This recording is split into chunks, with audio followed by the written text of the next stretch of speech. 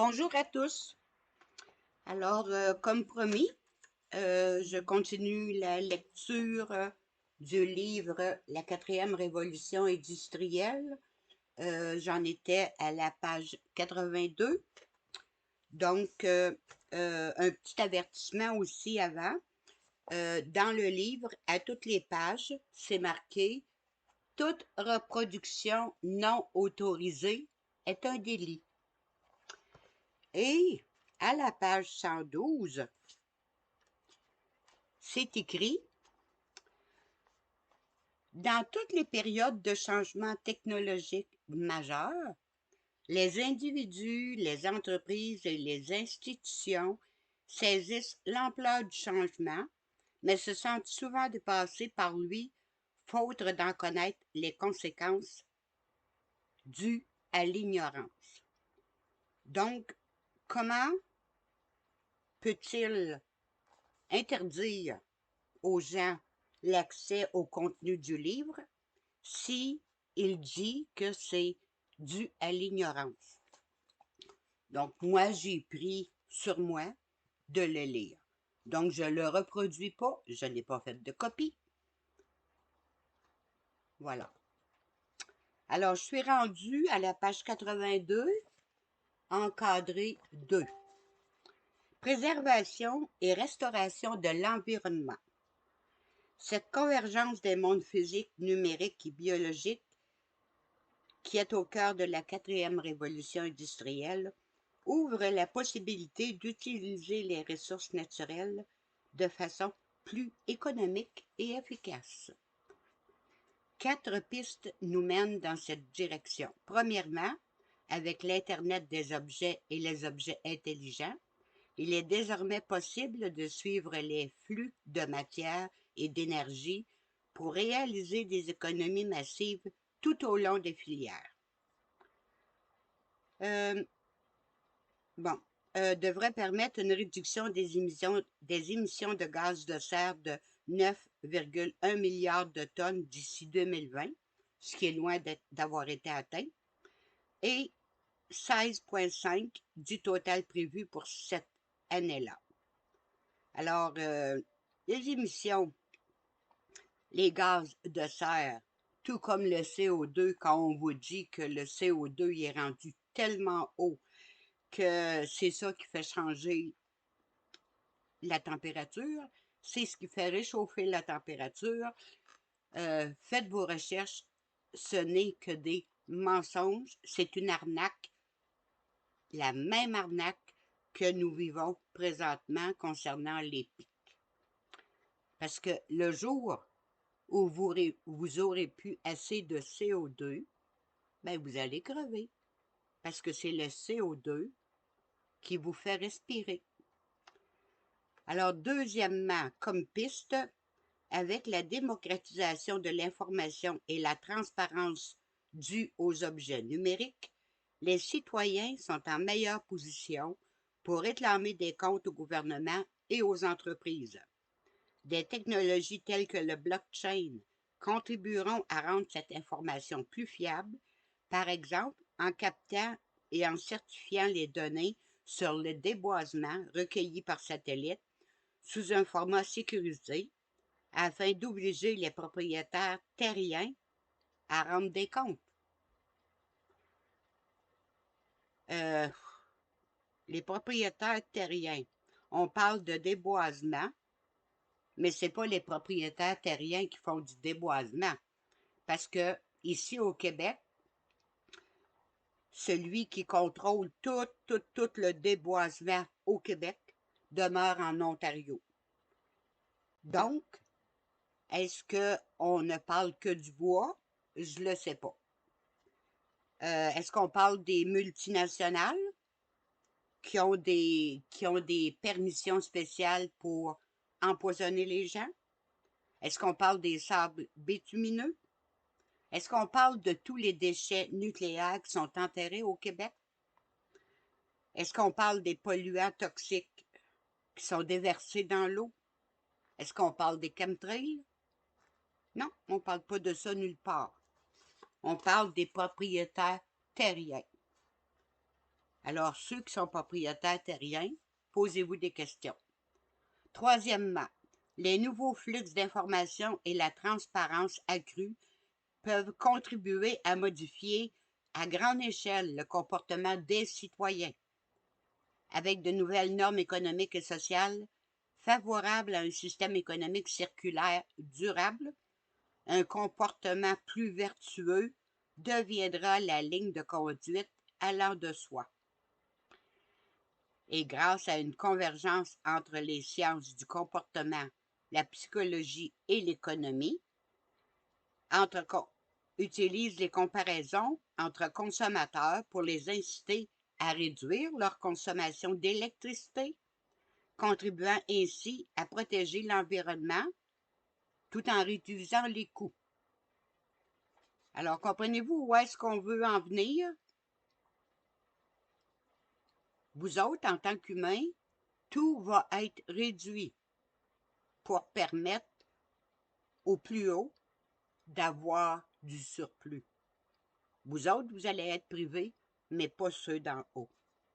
Quatrièmement, les véhicules autonomes, l'économie du partage et les nouveaux modèles de leasing se traduisent tous par un meilleur taux d'utilisation des équipements. Alors, tout sera en partage, comme les véhicules. Un va avoir un véhicule, mais moi, si j'en ai besoin, je vais avoir le droit de le prendre. L'autre, s'il en a besoin, va avoir le droit de le prendre. Donc, vous n'aurez plus de véhicule à vous. Il y aura un partage de tous les biens de consommation pour la communauté. Maintenant, le national et le global. Dans cette section, j'analyse, je vous l'ai dit, que M. Klaus Schwab parle toujours en « je ». Dans cette section, j'analyse le rôle que les gouvernements doivent jouer s'ils veulent maîtriser la quatrième révolution industrielle et j'identifie les forces profondes qui modifient la perception traditionnelle des hommes politiques et de leur rôle social. Ce changement est d'autant plus crucial à une époque où les gouvernements sont appelés à accompagner la transition vers de nouveaux paysages scientifiques, technologiques, économiques et sociaux. Maintenant, les gouvernements.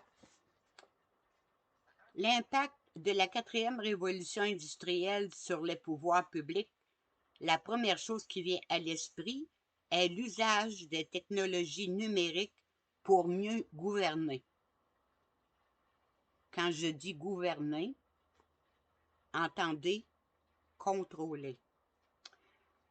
Développer les processus de gouvernance numérique, promouvoir une relation plus transparente, plus responsable et une meilleure interaction entre les gouvernements et les citoyens. L'ère numérique a détruit certaines barrières qui protégeaient l'autorité publique, réduisant l'efficacité des gouvernements à mesure que la population se trouvait mieux informée et haussait son niveau d'exigence. Là, il vient de dire plus haut que les gouvernements doivent être plus transparents, que les gens doivent avoir une meilleure correspondance avec les gouvernements. Mais là, ici, il dit que l'ère numérique a détruit des barrières qui protégeaient l'autorité publique. Et il fait référence à Wikileaks. Fait que c'est... vous comprenez ce que je veux dire? Alors, les technologies nouvelles. Néanmoins, en matière de création, de réforme et d'application de la réglementation, les pouvoirs publics seront contraints de changer de perspective. Dans l'ancien monde, les décideurs avaient le temps d'étudier un problème donné et d'élaborer les mesures ou le contexte réglementaire adéquat. le processus étant linéaire et mécanique, suivant une démarche rigoureusement throwdown. C'est désormais impossible pour différentes raisons. En bref, dans un monde où les fonctions publiques essentielles, les communications sociales et les informations personnelles migrent vers des plateformes numériques, les pouvoirs publics, en collaboration avec les entreprises et la société civile, doivent mettre en place les règles et les contre-pouvoirs capables d'assurer la justice, la compétitivité et l'équité, notamment la sécurité et la fiabilité de la propriété intellectuelle. Donc, il parle ici des contre-pouvoirs. Il va falloir que vous compreniez que le contre-pouvoir, vous l'avez dans vos mains. Moi, ce que je trouve dommage, c'est que tous ceux qui font des vidéos qui sortent, mettons, tout ce qu'on vit présentement, tout ce qui se passe, qui dénonce des lois, qui dénonce ce qui se fait contre vous autres, ne vous donne pas aucune piste pour que les gens se rassemblent pour former le contre-pouvoir. C'est ce que je trouve dommage. Et quand on parle à ces gens-là, pour ceux qui veulent nous parler, je crois que il manque peut-être des couilles à quelque part. Il en manque. Bon, deux approches conceptuelles sont possibles. Dans l'une, écoutez bien ça, là, dans l'une, tout ce qui n'est pas interdit est autorisé, et dans l'autre, tout ce qui n'est pas autorisé est interdit. Facile, hein? C'est cool, c'est court, ça va super bien. Dans l'encadré 3, ici, l'encadré 3, les principes de gouvernance agile. Sécurité et confidentialité. Les règles fixant la collecte, le traitement et la revente des données individuelles clairement définies en Europe sont encore incomplètes ou absentes sous d'autres juridictions. Mais là, au Québec, ça s'en vient super bien. Hein? C'est dans pas grand temps, tout va être sur pied. Compte tenu de l'inquiétude croissante concernant la cybercriminalité et le piratage d'identité, de nombreux systèmes juridiques font pencher la balance vers moins de liberté et plus de contrôle, comme le montrent les révélations d'Edward Snowden. Donc aujourd'hui, tout le monde se fait pirater. Toutes vos données personnelles sont partout. Dites pas que vous avez de la confidentialité sur vos données personnelles. Vous en avez plus, mais aucunement. Accès et inclusion. Il faut encore qu'ils agissent pour... Ah, là, il parle du gouvernement. Il faut encore qu'ils agissent pour en promouvoir la diffusion et instaurer une société globalement connectée. Donc, le gros, il nous a promis d'être tous connectés d'ici 2023. Donc, il suit le plan, ce plan-là. Dans notre société, les asymétries d'information risquent d'entraîner un grave déséquilibre des pouvoirs, car celui qui connaît la technologie détient le pouvoir. N'oubliez pas ça. Assisterons-nous au progrès de la collaboration pour le plus grand bien de la société ou, au contraire, à une fragmentation croissante, non seulement interne au pays, mais aussi entre pays?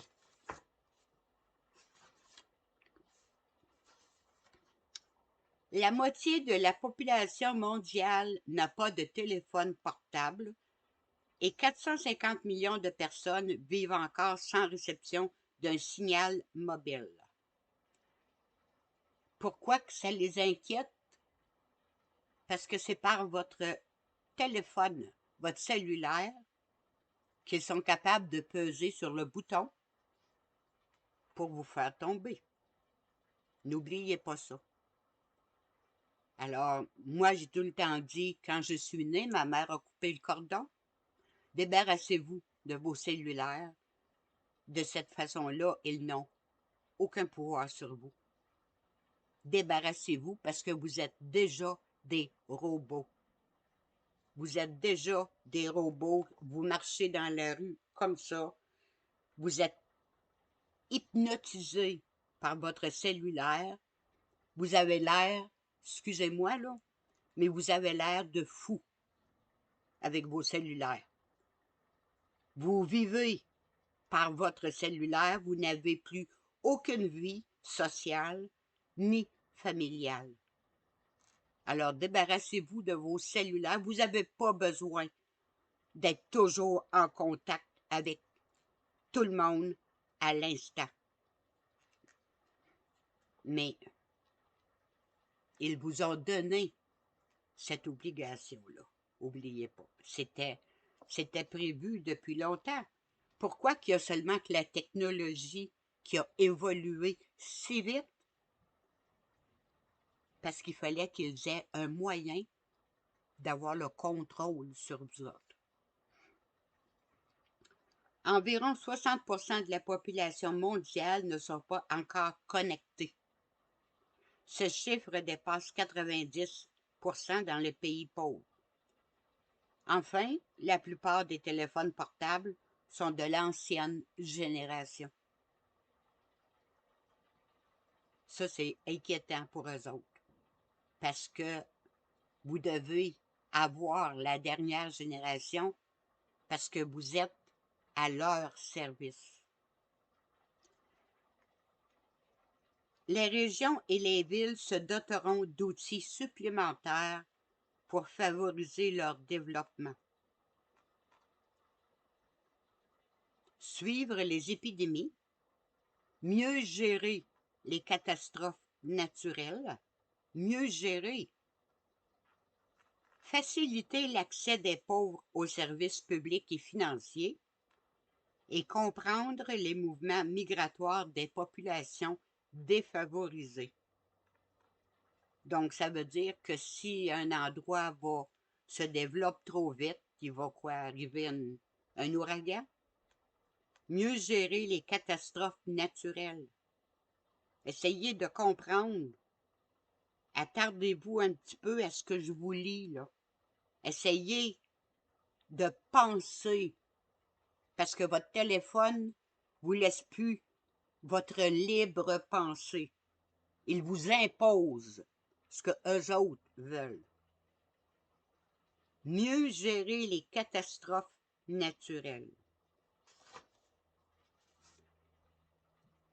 Encadrer 4. Innovation urbaine.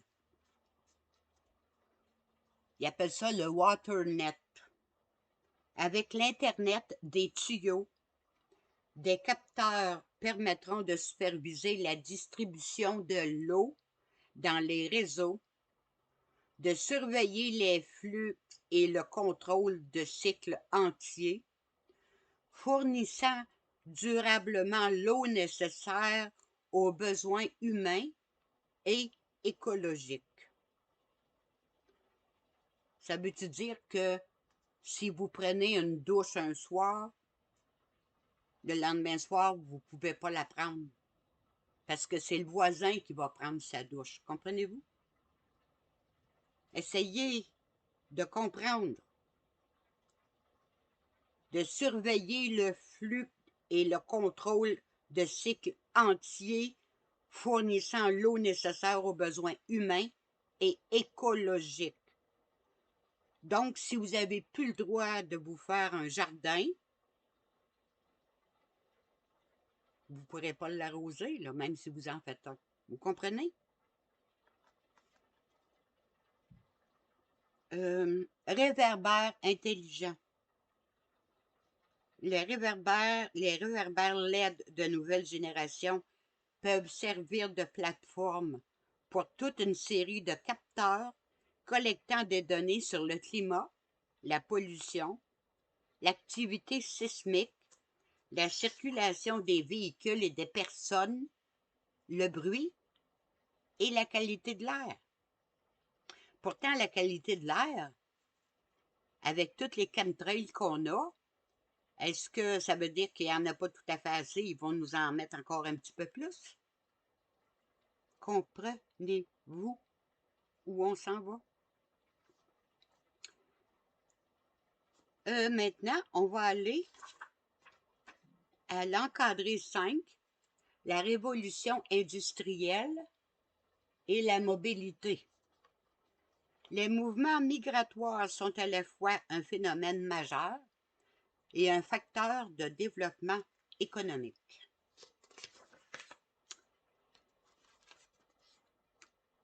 Réaliser ses aspirations.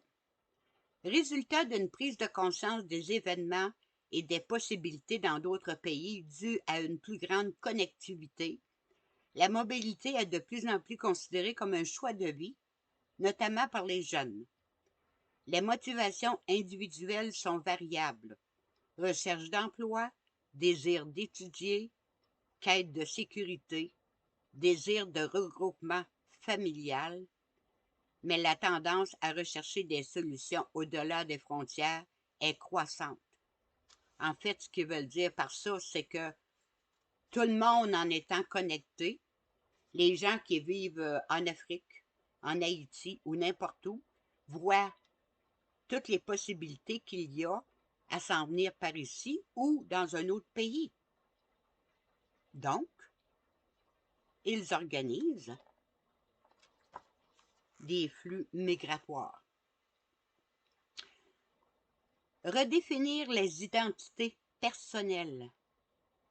Les individus avaient coutume de s'identifier étroitement à un lieu, un groupe ethnique, une culture particulière ou même une langue. Avec l'essor des échanges en ligne et l'exposition accrue aux idées venant d'autres cultures, les identités sont devenues plus fongibles. On est aujourd'hui plus à l'aise pour endosser et combiner des identités multiples.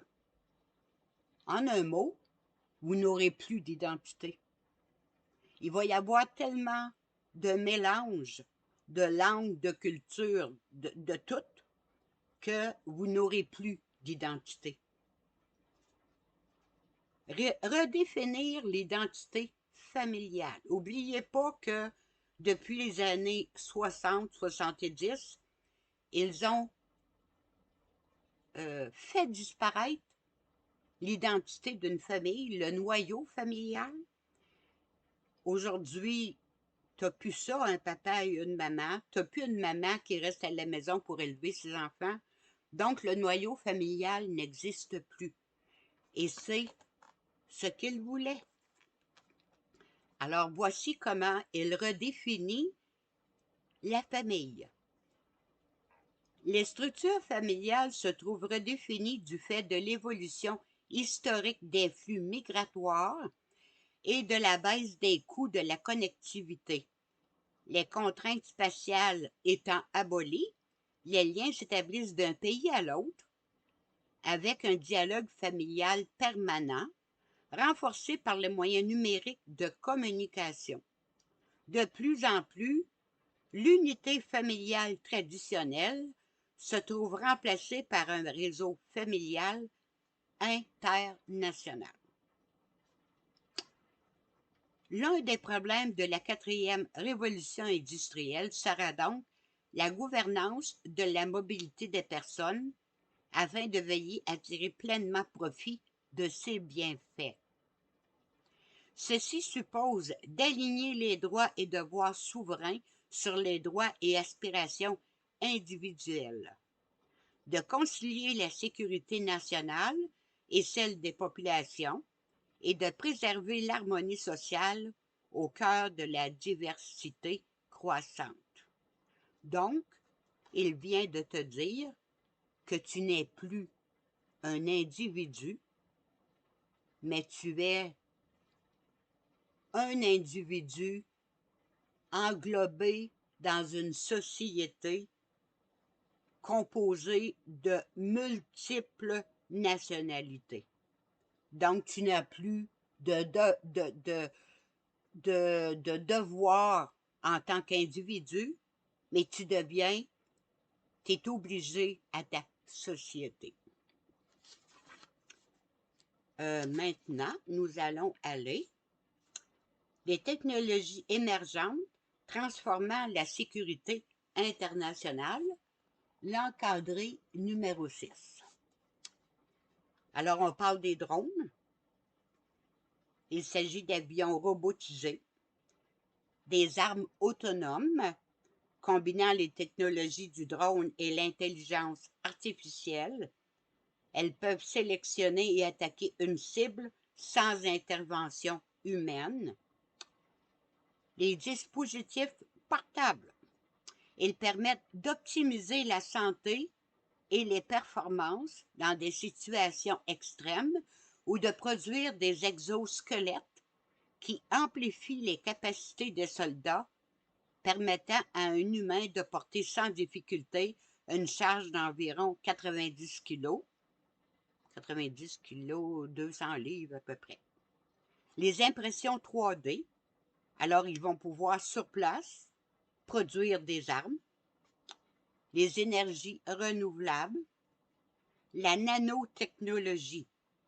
Elles permettront de fabriquer des armes plus performantes, plus légères, plus mobiles, plus intelligentes et plus précises, aboutissant finalement à des systèmes capables de se reproduire et de s'assembler. Donc, lui, il prêche pour que tout le monde y soit beau, tout le monde y soit gentil, que toutes les cultures de la Terre vivent ensemble dans une harmonie de ciel bleu, plus de frontières, plus rien, mais il prépare des armes mortelles, comme ça se peut pas. Ça marche pas, hein? Maintenant, les armes biologiques. La guerre biologique est presque aussi vieille que l'histoire de la guerre elle-même, mais les avancées rapides en biotechnologie, génétique et génomique laissent prévoir l'apparition de nouvelles armes très meurtrières. Je lis exactement ce qui est écrit là.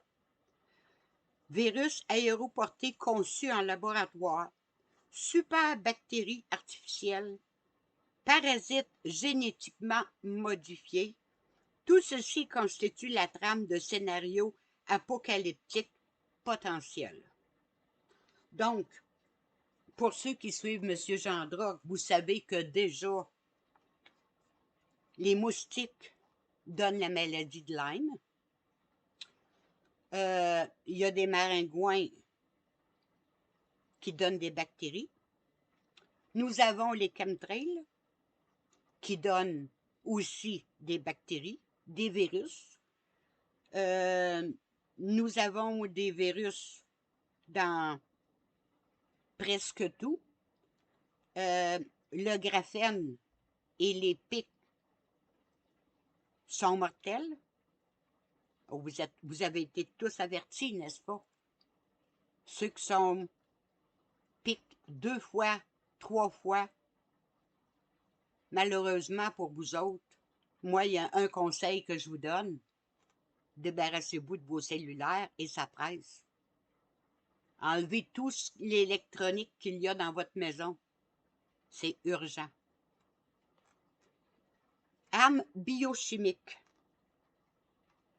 Comme pour les armes biologiques, avec l'innovation technologique, le montage de ces armes relève presque du bricolage.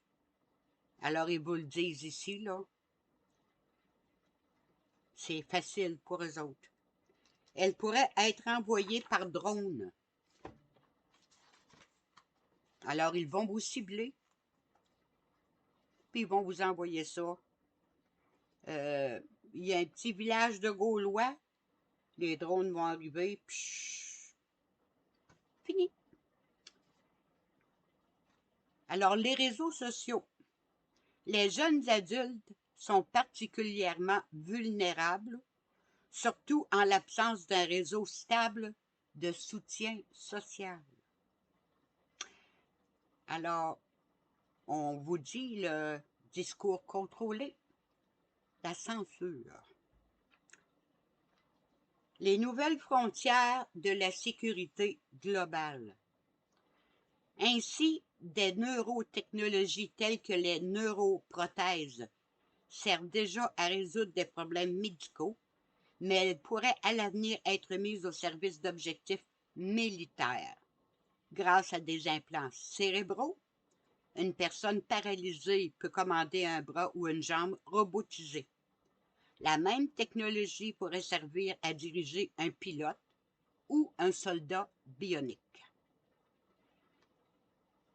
La prochaine guerre, le cerveau sera le champ de bataille du futur. Et c'est écrit direct ici. Je n'invente absolument rien. Donc, le cerveau sera le champ de bataille du futur. Maintenant, nous sommes rendus à la page 112. La société.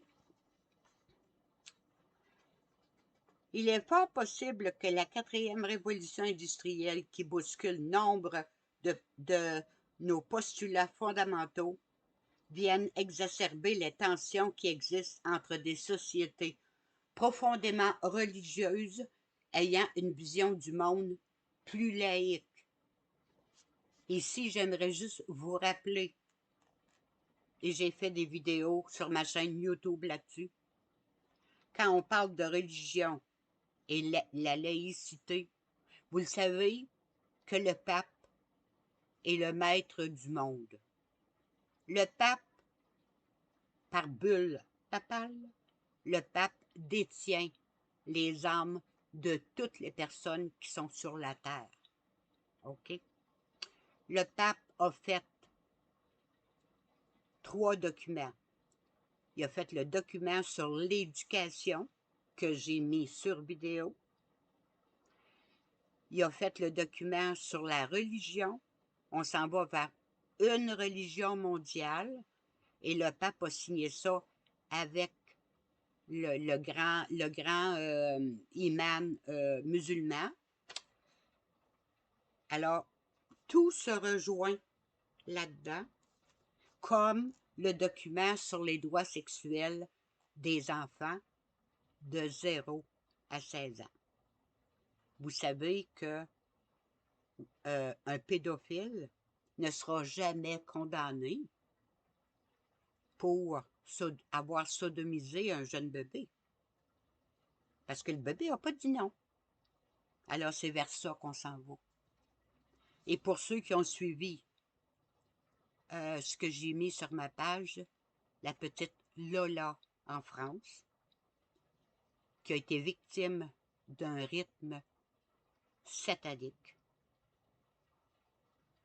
Elle a été égorgée, violée pour avoir de l'adénochrome, violée, brûlée, égorgée, décapitée, coupée par petits morceaux et mis dans une valise. Et pour ceux qui fêtent l'Halloween, j'aimerais juste vous rappeler, et moi j'en étais une, écoutez, avec mes enfants, l'Halloween, on avait tellement de plaisir, je remplissais mon char de tous les enfants d'alentour, puis on allait juste chez les gens qu'on connaissait, par exemple. Mais j'ai appris que le soir de l'Halloween, c'est le soir où il y a le plus de comment on dirait ça, non? Qui égorge, d'immolation des enfants pour l'adénochrome.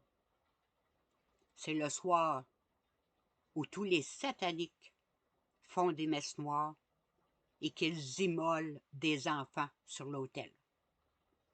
Alors, si vous êtes capable, s'il vous plaît, arrêtez de donner de l'importance à l'Halloween. Expliquez-le à vos enfants, ils vont le comprendre. Alors, la société. Dans toutes les périodes de changement technologique majeurs, les individus, les entreprises et les institutions saisissent l'ampleur du changement, mais se sentent souvent dépassés par lui, faute d'en connaître les conséquences dues à l'ignorance. La montée des inégalités et des classes moyennes. Avec les robots et les algorithmes, le capital se substitue de plus en plus au travail, alors que l'investissement exige moins de capitaux. Dans le même temps, les marchés du travail se polarisent autour d'une gamme limitée de compétences techniques. Les plateformes numériques et les marchés globalisés offrent des salaires démesurés à un petit nombre de stars. Vous êtes journalier, vous n'aurez plus d'emploi. La moitié de la richesse mondiale, puis ça c'est lui qui l'écrit là, écoutez bien là, la moitié de la richesse mondiale est détenue par 1% de la population totale, alors que la moitié la plus pauvre de la population possède 1% du total des richesses mondiales. Comme on le verra en détail plus loin, un monde plus connecté à un niveau d'attente plus élevé peut engendrer des risques sociaux importants si la population a le sentiment de n'avoir aucune chance d'accéder à la prospérité ou de donner un sens à sa vie. Encadré numéro 7. Le citoyen entre gain et perte du pouvoir. Le citoyen entre gain et perte du pouvoir fait référence à la dynamique née de la tension entre deux tendances opposées.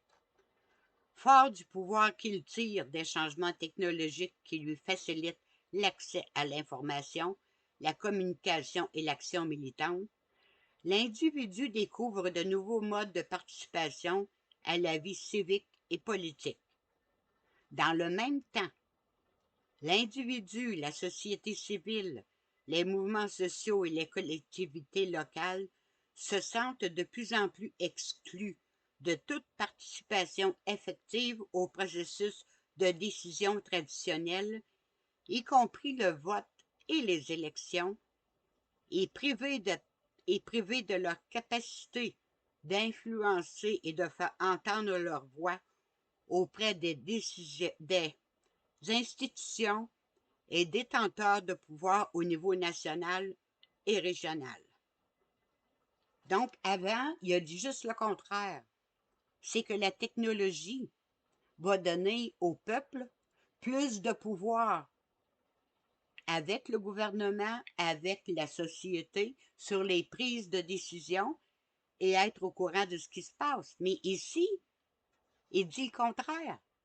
C'est que vous n'aurez plus accès. À l'extrême, il y a le risque réel que les gouvernements puissent mobiliser une combinaison de technologies pour réprimer ou contrôler certaines actions lancées par des collectifs et groupes d'individus de la société civile cherchant à rendre plus transparente l'action des gouvernements et des entreprises et à promouvoir le changement. Il parle des deux côtés de la bouche en même temps.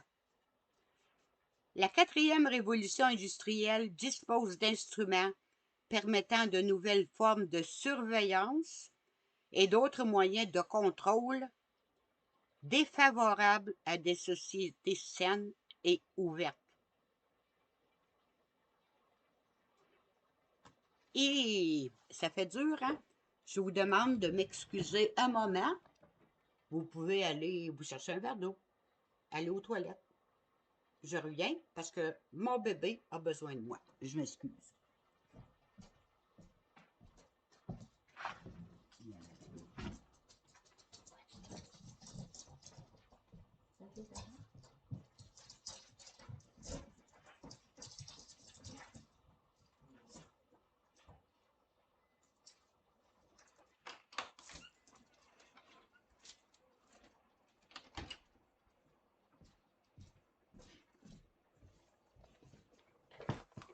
Bon, je m'excuse.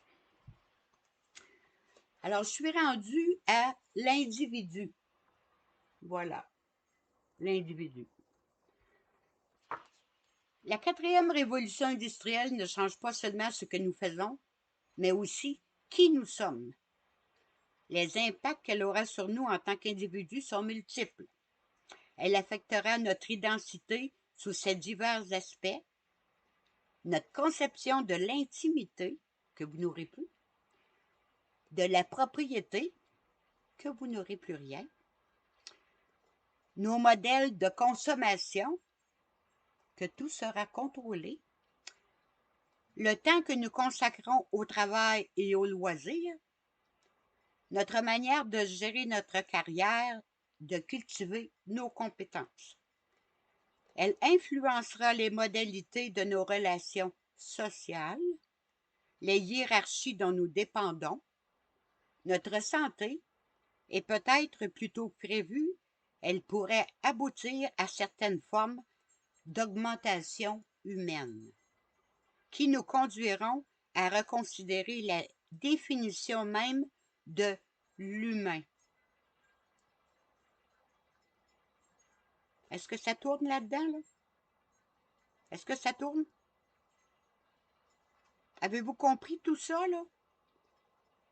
Vous arrêterez le vidéo, puis vous reculerez, parce que c'est épeurant. C'est épeurant vers quoi on s'en va. Pour toute une série de raisons déjà évoquées, nous sommes au seuil d'un changement systémique radical qui exige des êtres humains qu'ils s'adaptent en continu. En conséquence, on risque d'assister à une polarisation croissante entre ceux qui adoptent le changement et ceux qui lui résistent. Que va-t-il faire avec ceux qui résistent au changement? Ceci engendrera une inégalité dépassant de loin les inégalités sociales décrites plus haut. Cette inégalité opposera ceux qui s'adaptent à ceux qui résistent, les gagnants et les perdants sur le plan matériel dans tous les sens du terme.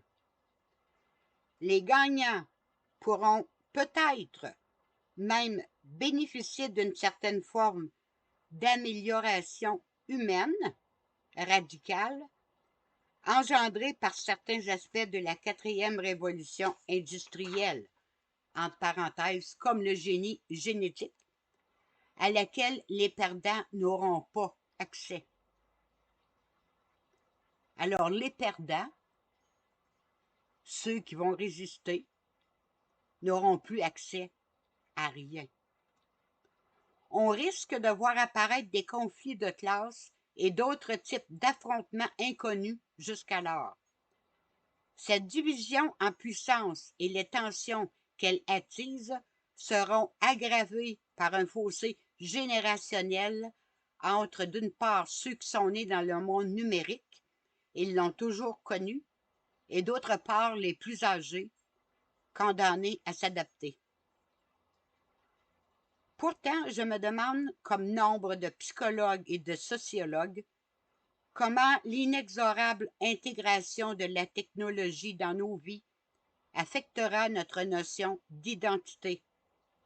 Ne risque-t-elle pas d'entamer certaines de nos qualités humaines fondamentales, comme l'introspection, l'empathie et la compassion? Parce qu'il disait à un moment donné, les jeunes qui ont toujours été dans le numérique, comme ceux qui sont à l'école, à l'université, au cégep, sont déjà formatés, sont déjà plus capables même de penser par eux-mêmes. Autrement dit, l'école les a tellement déformés, l'école leur a tellement montré quoi penser, que les jeunes vont faire exactement ce que lui demande. C'est les autres qui vont trouver ça aberrant. Je m'excuse, je veux juste voir à combien de temps je suis rendue. 45 minutes, OK. Il ne me reste pas grand-chose à lire. Je vais essayer de faire ça vite. Identité, moralité et éthique, que je suis rendue ici. Je vais être obligée de faire un troisième chapitre parce que en dernier, il prend tous les items et tous les items doivent être en place pour 2025. Je m'excuse, des fois je fais ça.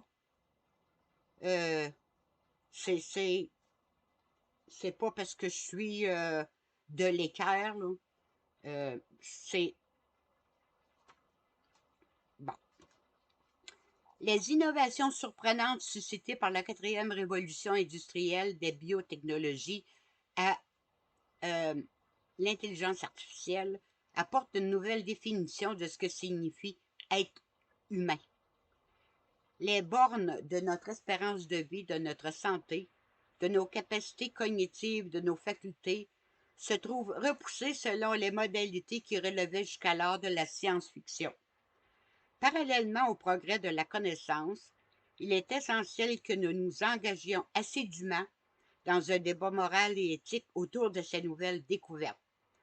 En notre double qualité d'être humain et d'animal social, nous devons réfléchir individuellement et collectivement à notre réaction devant des problèmes tels que la prolongation de la vie, les bébés sur mesure ou l'extraction des souvenirs. Ils vont jouer là-dedans comme ils vont vouloir. D'autres impacts sont en revanche plus difficiles à cerner. C'est le cas de l'intelligence artificielle ou de la biologie de synthèse. Dans un avenir proche, on verra des bébés sur mesure avec une série d'autres modifications de notre caractère humain, de la suppression de maladies génétiques à l'augmentation de nos capacités cognitives. Donc, je vais arrêter là. Je suis rendue à la page 122. Je vais faire une autre vidéo pour faire le restant du livre de Karl Schwab. Alors, bonne lecture. S'il vous plaît, je vous demande de partager parce que c'est très important d'être au courant de ce qui s'en vient et tout doit être en place pour 2025. À la prochaine. Bonne journée.